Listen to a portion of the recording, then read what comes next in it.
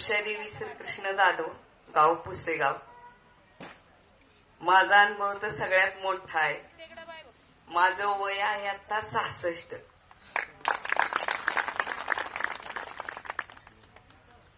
वयाच्या मानाने आणि बीपीच्या गोळीमुळे मला वॉशरूमचा अतिशय त्रास होतो. मी राणीताईंना सुद्धा विचारलं होतं की उठलं तर चालेल का. राणीताईंनी एकच वाक्य सांगितलं की पारायण सुरू असताना तसं उठायचं नसतं.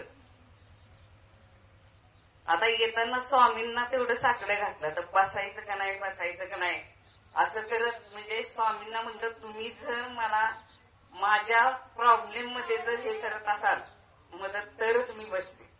स्वामींना साकडं घातलं. घरातून येताना रोज नमस्कार करून स्वामी एवढी माझी अडचण थांबवा मग मला पारायण व्यवस्थित होईल. बसण्याचा थोडासा होतो त्रास पायाला मुंग्या येतात त्याच्यामुळे, पण तो काय एवढा मला हे वाटत नाही.